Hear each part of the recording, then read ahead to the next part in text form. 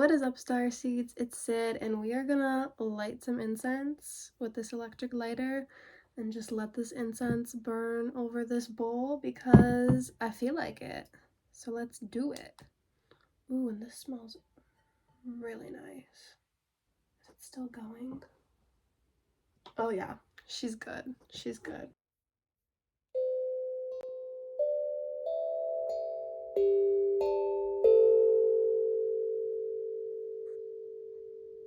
I can't believe that this is episode 250. I can, but it's just like amazing to me at the same time because that's like a quarter of the way to 1,000, and I just think that's really cool. So, without further ado, let's get into these questions. Have you ever astral projected? So, short answer, yes. I have 2 videos, I believe, about this subject more in depth, which would be my Mount Shasta video, my astral experience under Mount Shasta, and then my meeting my hybrid son video, which is one of my most popular videos on YouTube. People think I'm crazy for that video. Those are really the only 2 astral projection experiences I would say I've had. And honestly, the time under Mount Shasta didn't exactly feel like an astral projection. It was like astral traveling without trying. It was kind of like I felt like I was thrown there, even though it wasn't like this weird astral body. So that's why I say that it was like an astral experience, because it was an astral experience, but not exactly a projection.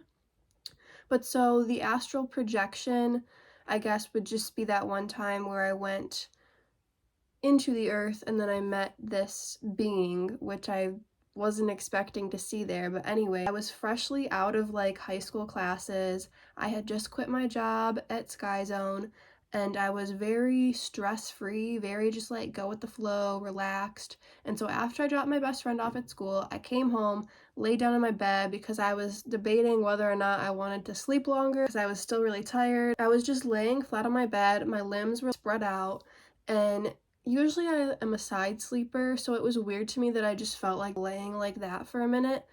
I wasn't really trying to meditate, but my mind was like calm but active at the same time. I had a clear headspace, but I wasn't exactly falling asleep yet. This was 2019, the beginning of 2019. It's been 5 years since then. This was right before I started my YouTube channel, guys. This was like a month before starting my YouTube channel. And then the astral experience under Mount Shasta was a couple days before starting my YouTube channel. I really think these experiences are what led me up to finally just do it, because I had been wanting to start a YouTube channel for like a year before, and I had tried making videos and I was like, no, scrap that, that's not the one. But after the hybrid son experience and hybrid daughter experience a bit before that, which I've talked about in a different video, and then that astral projection under Mount Shasta and the whole rebirthing thing I went through that day. I'll link that video in this description too. But those experiences were what led me to be like, okay, I don't care what the first video is like. I don't care what any of the videos are like. I'm gonna put effort into it. But, you know, I don't care what people think, and I don't care if it's not perfect, because growing up, I was always a perfectionist, and now at this point in my life, I am simply not. I still am to an extent. I try to do everything the best that I can, but I know I can't put all of my energy into everything. I have to choose, and so does everybody. We all have to choose what we put our energy into. Also, the word astral projection, or the 2 words astral projection, are actually what got me into scientific spirituality more. Like, what I'm into is because of hearing those words. I was already kind of into like the psychic mediumship, mysticalness, spirituality stuff, because I was into the seeing dead people thing, and I was like, what the heck is wrong with me? Looking back, I'm like, that wasn't the right question to ask. What the heck is wrong with me? Like, nothing. The right questions to ask would be like, why am I attracting this? Why is this happening to me? Why am I allowing this to happen to me? You know, what am I doing to attract this? And am I okay with it? Do I like it? So I went to a psychic medium, Carol, in Rochester, New York, and she told me, I think maybe 4 sessions in, when I was getting more comfortable with her, so this was like maybe a year or 2 years after my first initial reading from her, This was the last reading she gave me because the shop closed a little bit after it, like less than a year after it. But so I had gotten more comfortable with her, and I asked her about a certain thing in my life, a certain thing that happens to me or whatever. And she said, I am like subconsciously always astral projecting. And I think that basically means like I have very active parallel lives, which I believe a lot of people have parallel lives, but maybe I'm just more active in them. Or maybe she means something different besides I'm like always astral projecting. I don't know. But so I didn't know what that word meant at the time, you know, a few years ago. That was probably end of 2017, beginning of 2018, I'm gonna guess. And ever since I heard that, I researched on Google and YouTube, and then it led me to these other spiritual content creators, and I just had never known that this world of like Vedic philosophy and the ET starseed community and all of these cool things. So that's how I got really into this, was from hearing that word astral projection. I've tried to astral project consciously, and it's just never really worked when I tried, because that experience where I went into the earth and met my hybrid son, I wasn't trying, but that was like a genuine astral projection feeling. I just kind of threw myself into it though. I didn't like pull the rope or roll out of my body or anything like that. It just kind of happened. Next question. What is God frequency? Do you mean prayer because I talk to God every day? Good luck with your star magic and have fun. I'm into this kind of stuff, but I like the science behind it, not the magic.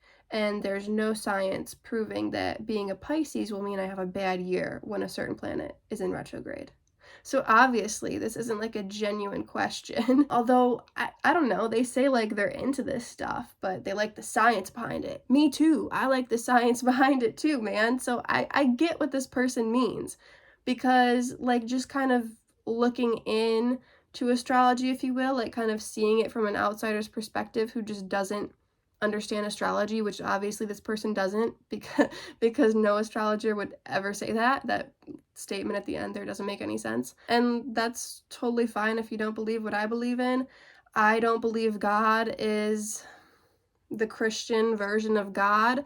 I believe God is in all of us, is everything. The God frequency is God. Like, God is everywhere. It doesn't matter what you call it. Like, I don't call it prayer. I call it talking to my higher self. I call it occasionally talking to my spirit guides or something, but I'm more of someone who I channel my higher self. I don't have a need to go to these external sources.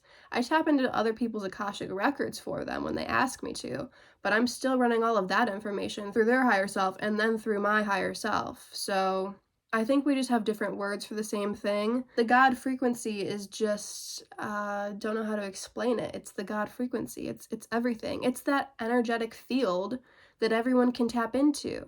You know what I mean? It's that source, that oneness, that all-knowing information that I choose to call the Akashic Records, because it's just a name I've given this thing, but it's that energy field that we all tap into, you know? It's the freaking air.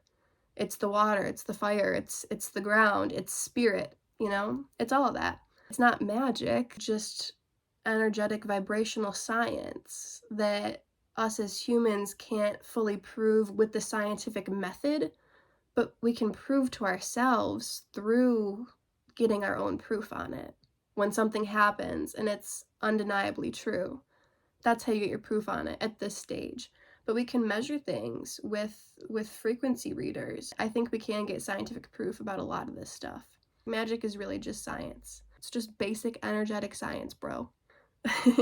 And I don't feel the need to explain astrology right now. I have a whole playlist on that, and I have a astrology course coming up really just in like a month, in a few weeks. So if you guys are interested in that, sign up and you'll understand astrology. I'm not super into predictive astrology though. I'm more so into birth charts, but you can get super creepy accurate with predictive astrology too, especially if you're looking at the deep stuff you can get into in Vedic astrology.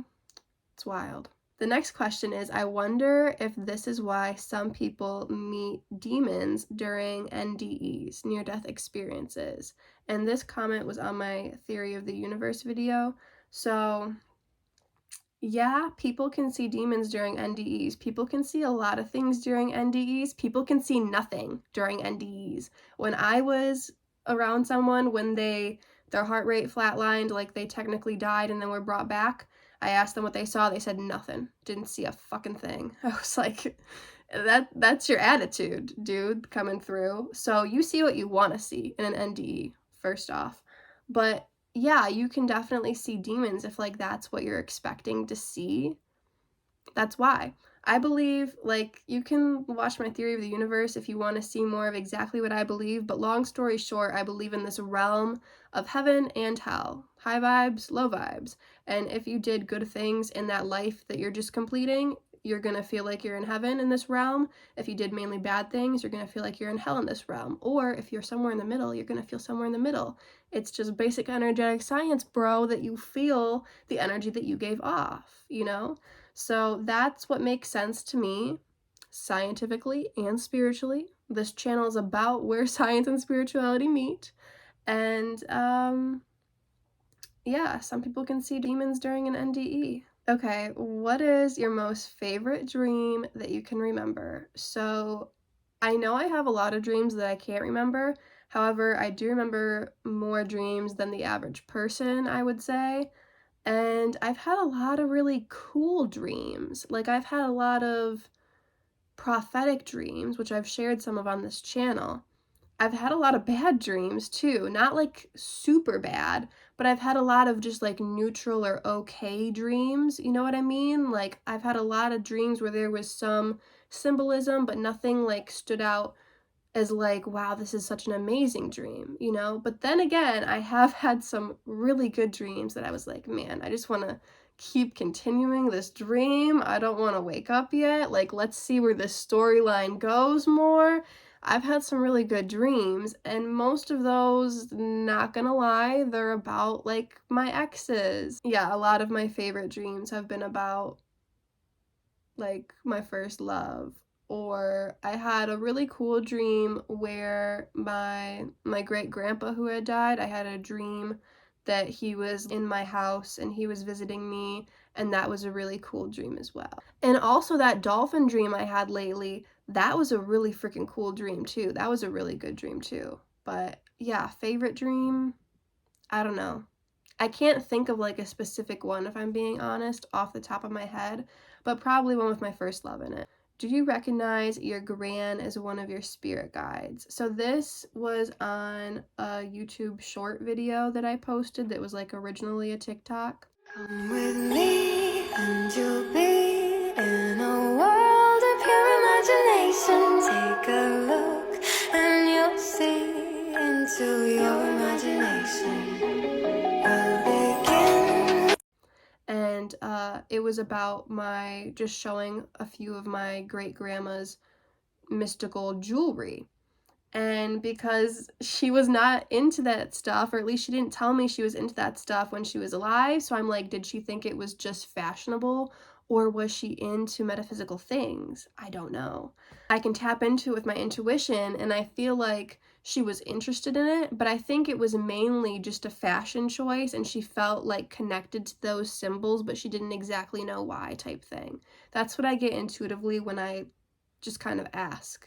Like, I don't even want to say when I ask her, it's more so when I ask the universe. But yeah, I recognize her as one of my spirit guides, for sure. I would say, yeah, my great-grandma, my great-grandpa, who was in that dream that I mentioned, and my grandma, my grandma passed away before my great-grandparents, actually. My grandma passed away when I was 2 or 3. I was in preschool, I remember. That was like the one day of preschool I missed. And then both of my great-grandparents died, my great-grandma and then my great-grandpa, when I was in, I think, the beginning of high school.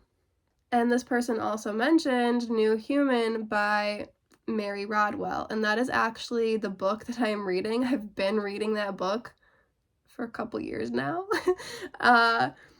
Because I don't read physical books very often, I like listening to spiritual YouTube videos about ancient civilizations and stuff like that. And then when I am through my watch later playlist on YouTube, then I will search up like some audiobooks. So I've listened to a few audiobooks, the Bhagavad Gita, Bringers of the Dawn by Barbara, I've listened to just on YouTube. I've listened to all of the Narnia books on YouTube. Love that series. You guys, 2023 was actually the year of buying thrift books for me and movies.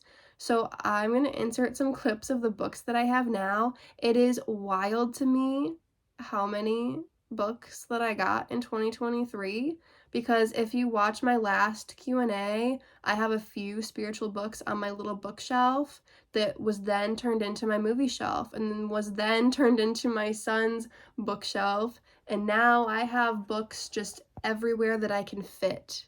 Anywhere and everywhere that I can fit in my room is filled with books, and I have a bookshelf filled with movies. I love, love, love having spiritual books, health books, holistic books, mythology books. Love it. I love having the physical copy because books are knowledge, and knowledge is power.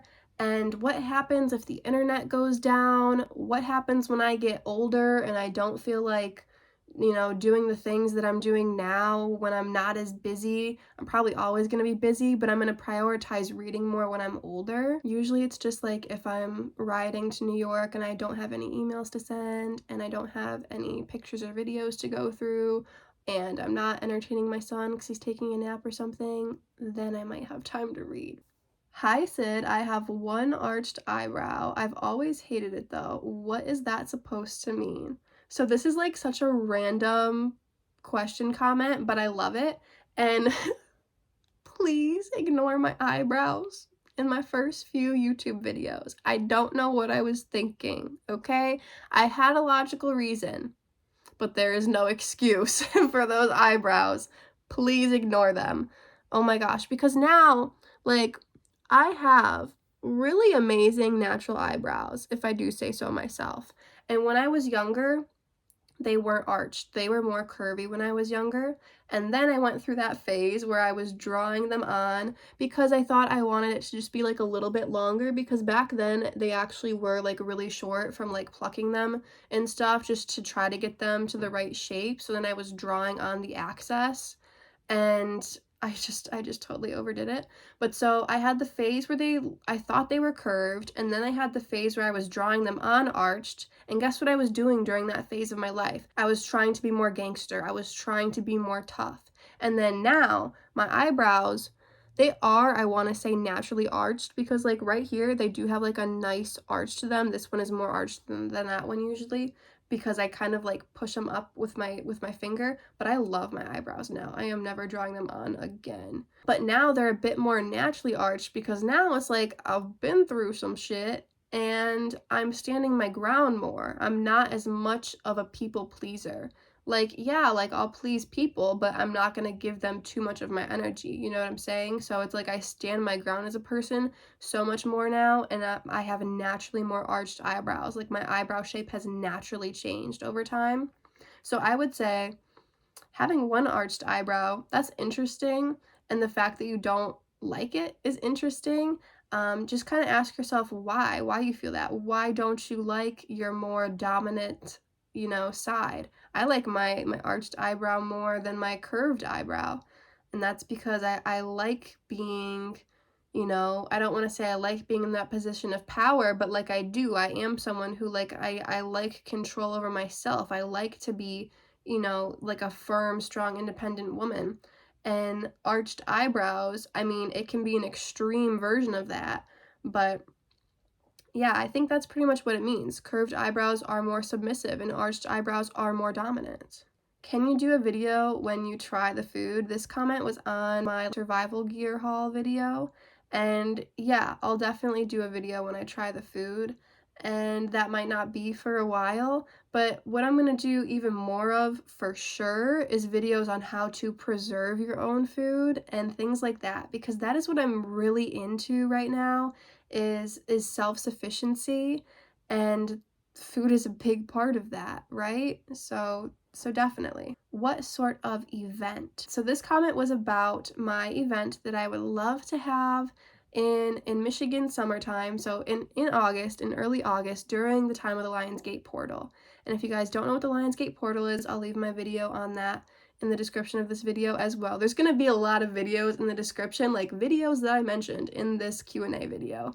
But anyways, I want to have an in-person spiritual event, a starseed gathering, if you will, in Michigan, in either Ann Arbor or Detroit or Belle Isle. So please let me know if you can think of a spot where this could be possible. Obviously, we're in the planning stages still, but I have been thinking about and trying to manifest mentally mainly and planning out and drawing sketches of this event since maybe like June or July of last year. I want to have an in-person event every year in August. This one will be the first one, and I know it doesn't have to be some all-out big bash, but like I would love it to be like that in the future. I want it to mainly be about just, meeting like-minded people, sharing stories. I want to have an open mic so people can share their mystical experiences. And in the future, it'd be cool to have like eco-friendly vendors and like some cool healthy food trucks or something. But it's mainly about just meeting people, and a big emphasis on like the starseed and extraterrestrial races stuff. Big emphasis on that during this event, and also just mainly sharing our experiences and meeting other people and getting to do so in person, which is it's a different feel than online. Even though online it's actually pretty close. I'm really surprised, like whenever I give readings for people every Thursday, I'm like, oh my gosh, I have so much like faith and hope in humanity because there's so many genuine people all over the world, and wow. But like in person, that would just be so cool to meet people who at least have the ability to travel to Michigan. Like if you guys can make the trip, I think that would be so awesome. What density level do you think most of us are on? Like what dimension are we in? What density level? So most of us, like humans on Earth, we're in 3D, 4D. And then we can get glimpses of 5D every once in a while, but that's about as far as we can go currently. Like, we're pretty much in 3D, 4D. Okay, what year in the 19-year cycle are we in? So this comment was on my lunisolar calendar video, I believe. And then they also answered this question too, because I was like, I don't really know, but if you can find out, let us know. And they said we're in year 18, and then the new cycle starts sometime in 2025. So that's pretty cool. Lots of stuff is happening this year, 2025, 2026, 2027, 2028. Big changes, big transformations coming. What word do we use in place of love, seeing that love is the most powerful thing in the world? Had to do a little smoke heart. I don't use words in place of love. Like, I love the word love, appreciate, but no, I don't replace love. You can't. I mean, you can just with emotion. Like, you don't really need a word to replace love. So this comment was on my video about the dark side of the English language. Love is evil, spell it backwards, I'll show ya. Famous words of Marshall Mathers, but it's the intention that matters the most. Right, my next video after posting that video of like the dark side of the English language, my next video was how intention overpowers all else. So I still say love all the time, and the intention overpowers any negative meaning behind that. Do you think what happens after life is determined by non-conscious actions by the living? No. And do you think that there are advanced lawyer beings giving us deals and orientations?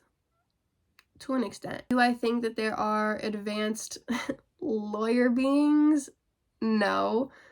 Arcturians and Antarian beings at the Stargate? Yes. Are they giving us deals and orientations? Not exactly. They're giving us a meeting after we die, I believe, where they kind of know our karma and go over, what we learned in this life and what we want our next major incarnation to be, or where are we going to put this energy that was in this life that we just completed. What are we going to do with it? Are we going to put it in a life that we're already living, like a parallel life, and just put more of our soul's energy into that life?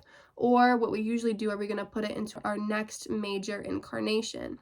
So like, where do we want our energy to go next? What do we want to do? What karma do we need to deal with? And by karma, I mean unfinished business, unlived out passions, unsaid emotions or roles in relationships with other people, feelings about a certain star system or race of beings that we need to handle. They're not giving us deals and orientations necessarily, but I believe Arcturians and Antarians, they are, you could call them advanced beings. They're higher vibration than humans, and they know all of our karma somehow. So they're giving us suggestions as to what to do in our next incarnation based on our karma, you could call it. What is purgatory? Does it really exist? If not, why do souls report on its existence to many Catholic saints? The souls I'm referring to who report on their being in purgatory and asking for prayers are already dead, and they go to the living to ask for help. Do you know about this realm? So I would call that, you know, the afterlife realm, the in-between lives realm, where you feel that heaven and hell. And if you did mainly bad things in that incarnation, you're gonna feel like hell. But this kind of sounds more like the purgatory. That sounds like more like the before you get to that realm, really. That sounds like I did a couple videos this past October about more like witchy paranormal ghost things like this. And so there is this stage like before you go into the light. That sounds more like purgatory, where it is more negative beings kind of lurking there, kind of stuck there, and they'll ask for the living's help to guide them to the light. So I think that's more so what this is referring to, because I've helped a couple souls, not very many, but a few for sure. I've helped them go into the light, and I bet a lot of you guys have as well. But that's a pretty, I don't want to say it's a pretty common thing, because it's like, it's totally fine if you haven't done that. Like, I don't recommend it. I don't not recommend it either. It's something you gotta be careful with. Watch my video on that to learn more about it. There's that realm of, you know, before going into the light, and then kind of once you go into it, then you feel more so that heaven and hell. Because when you're still in that pre going into the light, you feel an extent of that, but you mainly feel confusion, and that's why you would have to ask for help. Because if you're already dead and you already went into the light, there's no way you're doing that. This next question is a lot. Stick with me. Blue-skinned initial vegans, star seeds, Sirius A and B, and a round dwarf star C was Nibiru, origin of Fertile Crescent Anunnaki, or their origin is from Aldebaran, Antares, Altair. And how did Arcturians develop differently from Lyrans, as did Vega? And then new generations, mostly from Orion in Western world. So, I love this question. It's a lot to unpack. So this is going to be a long answer. So first of all, I don't think the initial Vegans were blue skin. I think the initial Vegans, Vega is the brightest star in the constellation Lyra. I believe like the initial Vegans, they looked Lyran, like the human Lyrans, the ones that were like elfish human looking. I think Vegans looked like that at first. And then they evolved to turn blue once they got more into like genetic modification and stuff. Still not exactly sure why they turned blue, but they looked like Hindu gods and goddesses.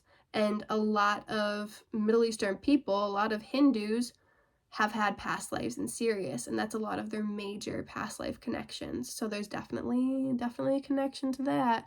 But anyways, so Sirius A and B and around dwarf star C was Nibiru. So Nibiru, I definitely believe, has a very strong connection to the Sirian star system as well as to Earth and our star, the Sun. I believe Nibiru is pretty much a part of the Sirius star system and our star system. That's all I'm really going to say on that right now. And then origin of Fertile Crescent, was it like Anunnaki's doing? Or is there like the origin of like humans in the Fertile Crescent area, or was there doing from Aldebaran, Antares, Altair?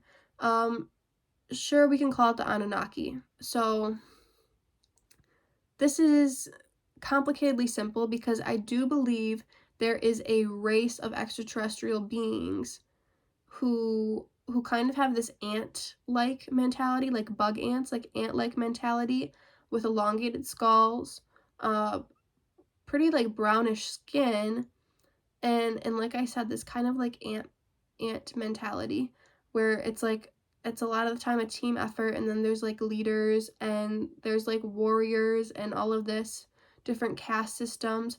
But so I believe there's a race of beings that are the Anunnaki, who Nibiru is like one of their home planets, maybe the most major home planet.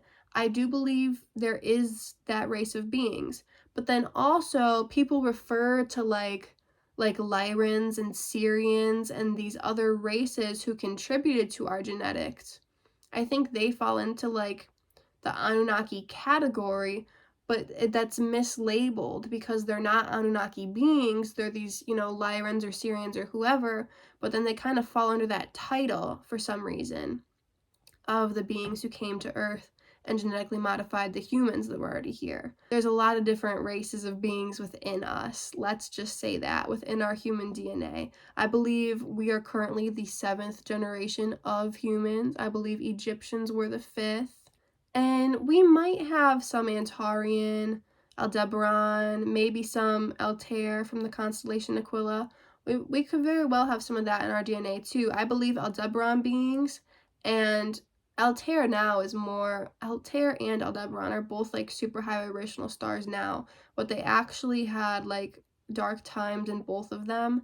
And like before those dark times, the beings there looked pretty human, especially in Altair, but Aldebaran as well. I think Aldebaran beings just had a bit different, like bigger ears maybe, and a bit different of a face, but they looked very human before their like ascension.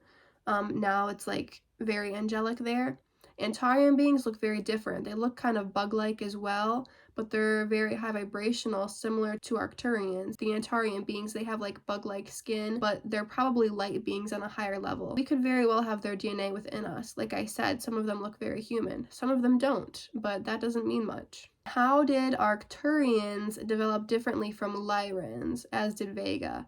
So, well, first of all, Vega evolved differently from like the rest of Lyra, because Vega is its brightest star and Lyra is a very ancient constellation, so Vega had time to evolve differently, and it being its brightest star and Lyra being a huge ass constellation, like there's going to be diversity there. There's going to be different evolutions there, especially when Lyra at first was more city-like and Vega was much more woodsy, whimsical, and then Vega like evolved to be way more tech-based than Lyra, and the rest of Lyra was like, ooh, manifestation, sharing our soul's memories and stuff with each other, and Vega went from like, ooh, artsy, dancing in the woods with friends, to let's build a supercomputer type stuff, and then they turned into the Greys, a small group of them, I believe. Arcturians developed differently from Lyrans because I believe Lyrans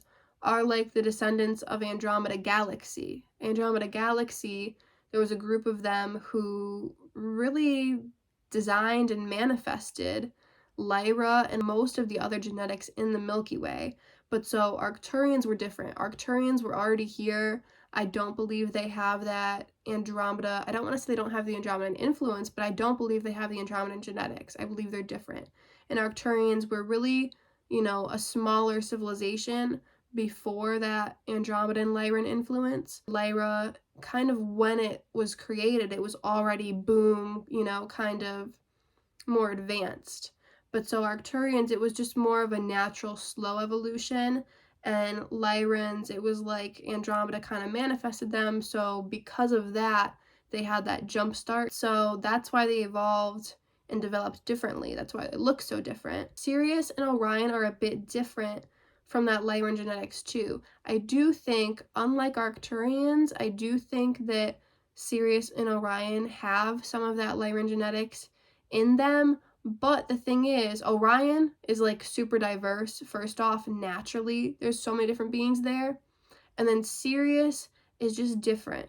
You know what I mean? I believe they had a little something going naturally before the Lyran influence, but then I do think they got some of that genetics afterwards, kind of like humans, but they were much more advanced in Orion and Sirius than we were before that influence. New generations, mostly from Orion in the Western world. So DNA-wise, I don't know. I do believe we have some Orion in all humans' DNA, just a little bit, but past life-wise, energetically, spiritual-wise, definitely that's the number one incarnation that people have had in the past. Like humans on Earth right now, Number one past life people have had, Orion, most popular, because Orion's dark time is like Earth right now. Like Earth right now is like Orion 2.0. This is like take two, you know? The corrupt government that was in Orion, where are those souls now? It's the corrupt government on Earth. Those freedom fighter souls in Orion during that dark time, where are they now? They're freedom fighting souls on Earth. You see how that kind of plays out? So usually, like, soul themes, it's something that we've already done in the past, or it's something that we haven't done in the past. Like, that's why we do stuff, is because we've done it before, or because it's a new thing. So, we've done this before. Can you please do a video on the fixed star algol? I have done that. I'll leave it in the description. I did it because of this comment, and that's one of my favorite videos I've done. I'm so proud of myself for tapping into that. And yeah, go watch that video if you're interested. And then also about Nibiru. Not going to do a video about Nibiru anytime soon, I don't think, but maybe in the future. But thank you for that suggestion. I love getting video suggestions. Okay, what part of your chart conjunct a fixed star is most important? I have Arcturus conjunct my rising, exact same degree, and Aegina, which is Beta Centauri or Hadar, conjunct my sun by a degree, but I can't be from both. Yes, you can. So if you pull up your like galactic astro chart, I love that website. You can get a free report of all of these different star systems that you have aspects to in your birth chart. And it's just like a quicker way to do what I was doing before I found this website, doing the math in my head and calculating what fixed stars people have aspects to. So yeah, your ascendant is going to be super important if you know your birth time. Your sun is going to be super important too. And if you know your birth time, your moon's going to be important as well. Those are like your big three. But I believe literally everything in that chart is a past life connection, in my opinion. The midheaven is super important too because it's opposite your IC, which is about past lives. The north node and south node are super important too because the south node is about past lives. But I also find that Mercury and Venus, those are super important too when it comes to past life stuff and connections astrology-wise. But if you're looking at that galactic astro chart, Mars, Jupiter, Saturn, Uranus, Neptune, Pluto, Chiron, very important. Vertex, you know, they're all important. Lilith, all of them. What does galactic center opposite Venus mean? Like I said, Venus is really important when it comes to past lives in astrology, I believe, if you're looking especially at that galactic astro chart. But the galactic center, so this is a place, it's not, in my opinion, it's not a physical incarnation in a star system. The galactic center is the center of our Milky Way galaxy. It's a collective consciousness of energy. And so everyone in the Milky Way galaxy, it has a part of that, you know? It's like this big group, and like we all have a part of that collective consciousness.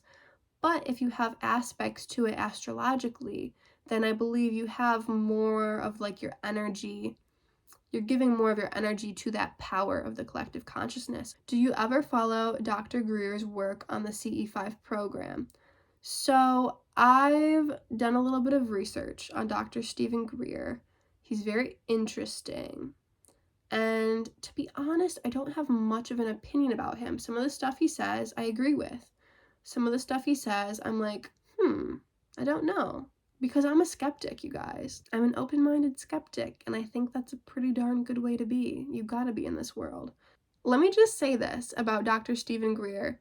I think he is a Procyon starseed for sure. When you look at him, it's just like Procyon. Like, he's had such a major incarnation in Procyon, being a doctor, trying to like not only extend life expectancy, but to extend the quality of life and see what those Procyon beings, specifically what their body is capable of doing. Diet, fitness, nutrition, health.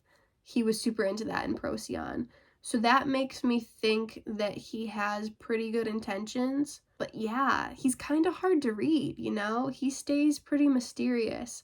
Like I said, I agree with some of the stuff he said, and some I don't know.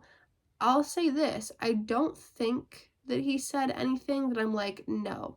Like, there's some stuff I'm like, I don't know, but that's interesting though, you know? So yeah, I think he's cool. I would love to talk to him one day. That would be cool. Was the word you were thinking of duality? So this was on my mirrored numbers video, symmetrical types of angel numbers. So the word I was thinking of filming the video was symmetrical, and then after I filmed it, I put it in the thumbnail and I put it in the title of the video because that's what I was getting at, was that word. I love symmetrical things. I love symmetricality. When I was younger, like I mean like preschool, kindergarten, and then all through elementary school, and I mean still now, I love symmetricality, but especially when I was younger, I would do drawings of like hearts and swirls and stars and smiley faces and like all things symmetrical.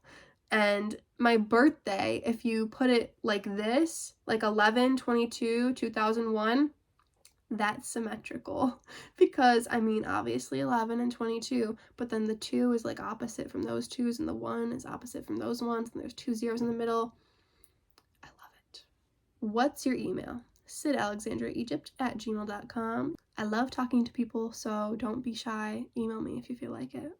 Link to find out your Vedic chart asteroids. I'll leave it in the description of this video. I do have a favorite website for that, and I use it for Western too, and Vedic. There's different options to input into the calculator. Girly, do you have any idea that you can do anything you want in your life? You have the intelligence for it. So this was on my Biden-Trump past life astrology analysis video. Thank you so much for this comment. And I believe anyone can do anything that they want in their life. I just want to say that. That's why I included this question, because I was filtering through like question comments, and it was just so sweet. And thank you. And it's like, I'm not trying to sound cocky, but it's like, I know I could do a lot of stuff. I wouldn't be happy doing a lot of stuff though. So it's like, this is what makes me happy. So that's why I do it. And I'm just so excited to do even more in the future with you guys. Like, I'm excited to have you all be my neighbors in this like self-sufficient community. And when I say self-sufficient, I mean like ethical, morally correct, scientific, spiritual, hippie commune group, sufficient together. You know what I mean? Self-sufficient together. Curious if you see a similar connection between archetypes and animals. So this was on my archetypal energy video, why so many people have a connection to Medusa and Marie Antoinette and Cleopatra and Isis, all of these different like archetypal energies, Osiris and Set and Anubis, and like all of these different archetypes. Isis, I believe, has a connection. She's pretty mysterious, but like to cats and snakes. And I mean, Osiris has a connection to like to dogs and like snakes and stuff like this. I liked my comment because I did reply to this comment too. I said, I came up with this beaver analogy. I was like yeah, like animals have a connection to certain archetypes too, you know, like that goddess archetype, there's a connection to like cats.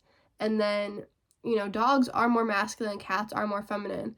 And so like the deer has a connection to the archetype of like this like giver, nurturer, you know what I mean?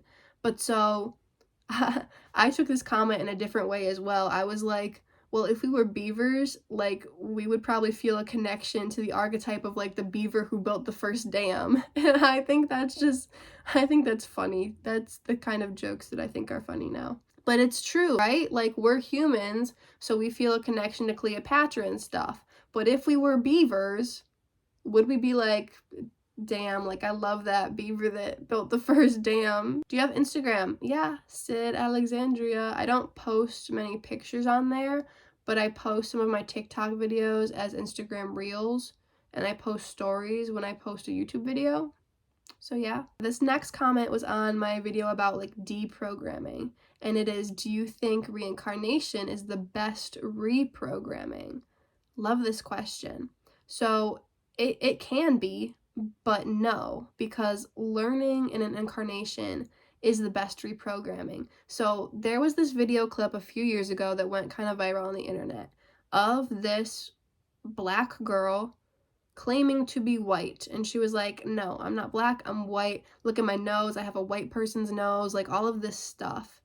And it's very clear to me that she has had lots of white lives on Earth, as well as like Pleiadian incarnations, and I do believe that Pleiadians can be darker skinned, but her in particular, she had lighter skin in pretty much all of her other incarnations.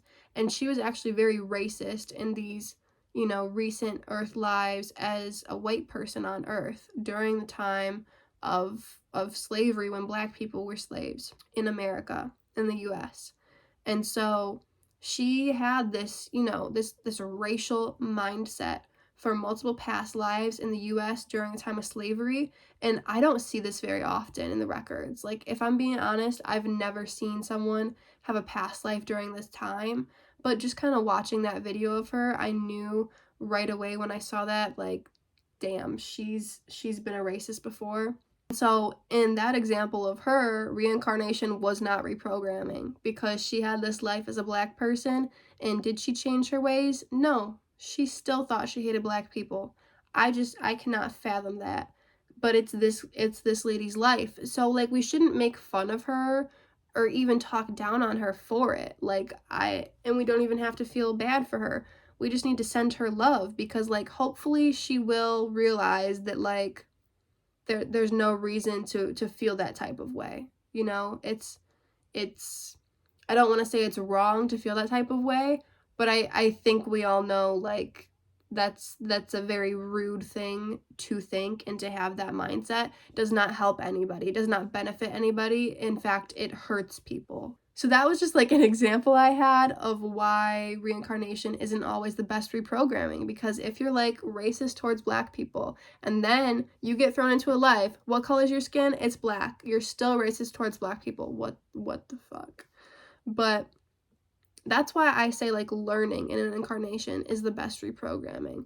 Because, you know, if you can learn that lesson, you know, in a life, you know, and you can learn that lesson, you can learn the lesson of, like, not being racist in a white body and a Black body and, you know, whatever body, but you can learn that lesson in many different ways. So it's like, it's not always through reincarnation. You know, I think the best reprogramming comes from, like, a major thing happening in your life. You could have lots of lives of being a drug addict and, you know, being reincarnated. Sometimes it's not going to change that. Sometimes you have to, in the middle of your incarnation, be like, no, I'm getting sober now. And, like, that's how you reprogram that, you know, narrative.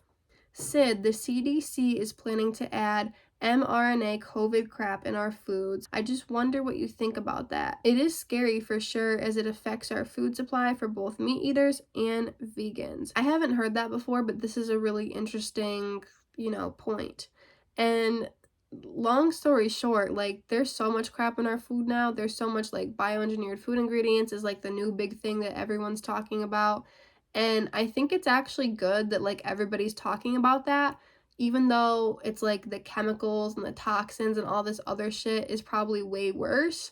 But it's nice that, like, that is getting people's attention and it's opening more people's minds.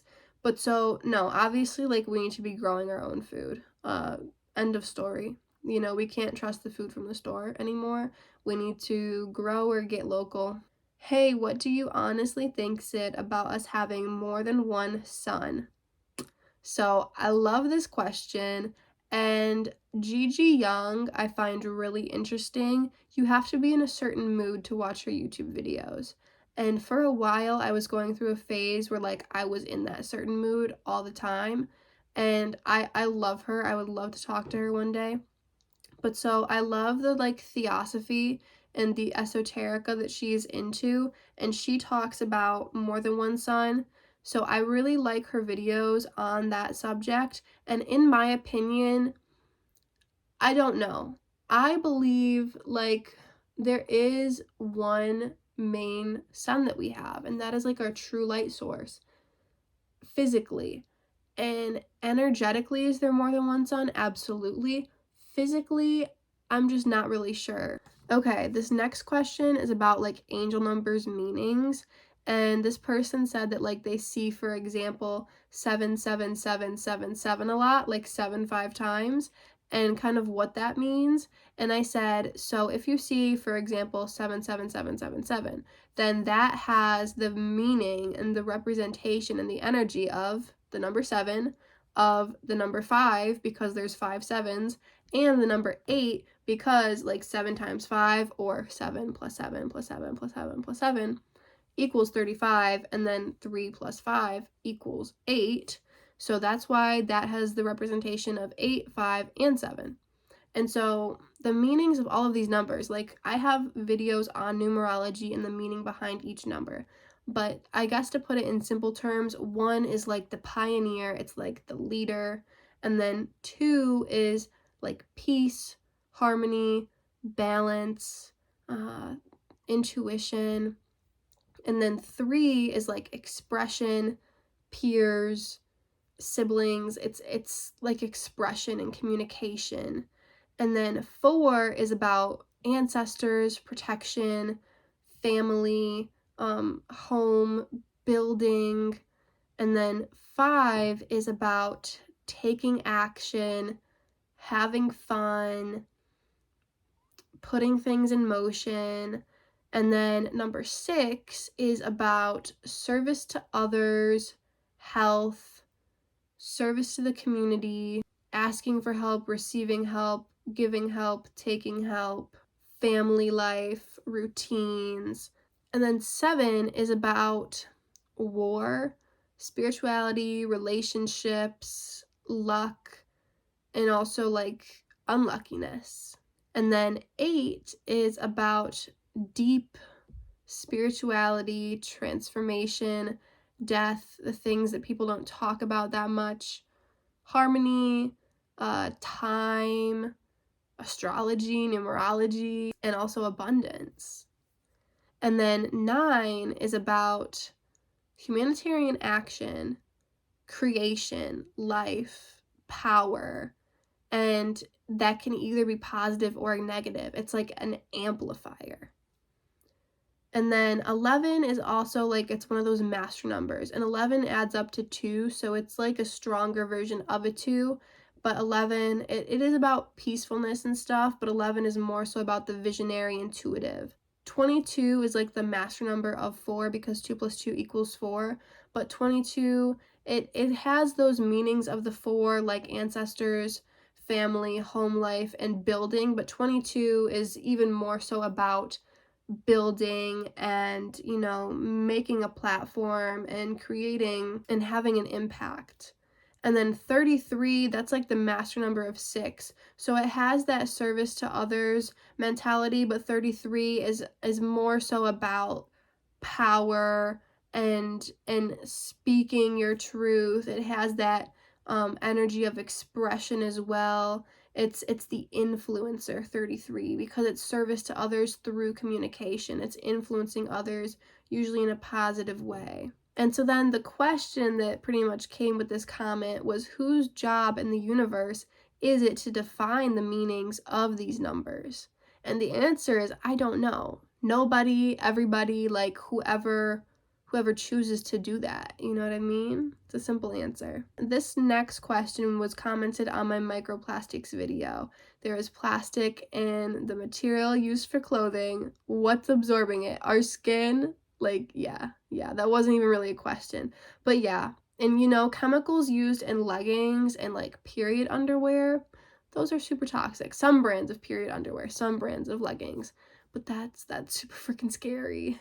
Okay, this next comment was also on my microplastic video. I love that video, you guys. It's one of my favorite videos that I've ever made. It's in my Sid's Favorite playlist on YouTube. I do have a playlist called Sid's Favorites. It's my favorites. And so this comment is, where do they put the garbage? And I don't exactly know what they were referring to. I think like, where do they put the garbage, like where I live?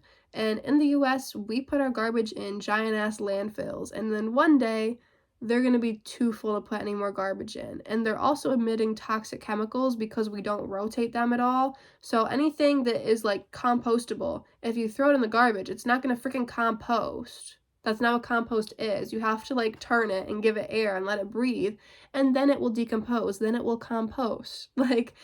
But if you just throw it in the landfill, it's not getting that oxygen, so it's just creating toxic fumes from sitting in the landfill without being rotated.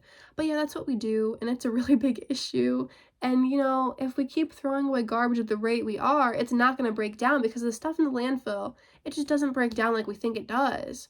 Like, food is compostable, but we throw out so much food and then it sits in the landfill without getting rotated, so it's not breaking down. So if we keep throwing out more garbage, we're not going to have any room. The landfills are just going to keep getting bigger and bigger and bigger until we don't have any space. And I know there's so much land on Earth, we're going to change that before it becomes an issue, but it's like, when is it going to get to the point where like, it's a freaking issue? Like, it's an issue. We need to change that. This next comment was on my birthday hoax video. Dark meaning behind like this aging ritual of our birthday. So they said, and for Happy New Year and Merry Christmas, question mark. The meaning behind New Year, I have a video on that as well. How January 1st isn't the real New Year and how it's like in March. It's in the beginning of spring in my part of the world, but in the southern hemisphere, then maybe it's during your spring equinox. Like, tell me if you live in the southern hemisphere when you feel like the New Year's is. I also like the Chinese calendar. The New Year is usually like around February 1st. Not always. It's different because they have a lunar calendar, which is pretty cool. But their New Year is closer to spring than January 1st is. Not sure exactly why we call that the New Year. It makes no sense to me. And I do believe it's because that's like really the end of the year. And so they make that the new year to try to have us do all these New Year resolutions and stuff, and to get us in this weird time funk that is inaccurate in my opinion. And so we're trying to do this new stuff at the end of the year so that our New Year's resolutions don't make it past February or March, you know what I mean? Because then it's the new year. So if you can start your New Year's resolutions like not on January 1st, then they have a much better chance of making it. And then Christmas, I mean, obviously it's so we buy stuff, consumerism, right? But also it's like the story of Jesus Christ. And in my opinion, a lot of that is just astrology. But so also there's this like mushroom Christmas story that I'm definitely going to be talking about in a YouTube video around this upcoming December in 2024. But I would actually like really love to make mushroom things, mushroom ornaments, mushroom stockings, mushroom tree skirts, because I love the mushroom Christmas story. If you guys don't know about it yet, you're gonna be mind blown. But Christmas is basically all about magic mushrooms, Amanita muscaria mushrooms, because around the winter solstice, shamans would go out, and under pine trees is where mushrooms grow, right? Just like you put presents under the Christmas tree during Christmas time. So they would go with their big sacks and they would pick mushrooms from under the trees, and then they would take them home and put them in stockings over the fireplace so that the mushrooms could dry. And then there was lots of snow in like Siberia and these other parts of the world where shamans did this, and so they would throw the mushrooms down the chimney because they like couldn't even open the door because there was so much snow a lot of the times, and it was just, easier to just throw it down the chimney, less human interaction. And so that was like the presents during the winter solstice, was these mushrooms. And then there's reindeer in Siberia and these other parts of the world where this was done. And so, I mean, either the reindeer ate the mushrooms too, so then they were kind of tripping out too, or people saw the reindeer who jump really high naturally, and people thought like, oh wow, they're flying.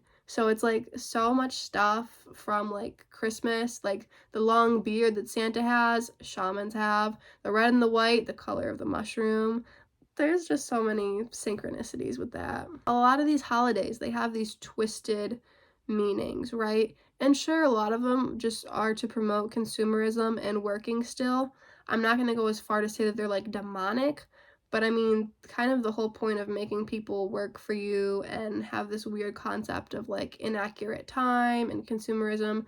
I mean, sure, that is pretty demonic, but it's like that's what a lot of these holidays are for now, sadly. The meaning is totally twisted. Like Halloween, we're giving our kids especially, but everyone, candy on the day of the year that is the thinnest veil between our realm and the spirit realm. And candy, obviously, sugar diminishes our spiritual power. I still use holidays as like a chance to see family and stuff. It's just kind of, an excuse to spend time with family and get off work. Even though you get off work for a day, they're giving that to you because you spend so much money on these presents and stuff for Valentine's Day and Easter and Halloween and Christmas. It's just freaking ridiculous. And all that money on the turkey industry for Thanksgiving, like, it's just terrible. This was so fun though. Thank you so much, guys, for these questions. If you are interested in my astrology course, the next video I post is going to be on probably like all of my courses, but the astrology one is coming up first, so that's why I'm like, if you guys want to take it, please let me know, and I'll put you down on my list to send you more information about it via email. And let me know what you guys think about that in-person spiritual event that I want to have in August. Thank you so much for watching. Lots of love. Peace.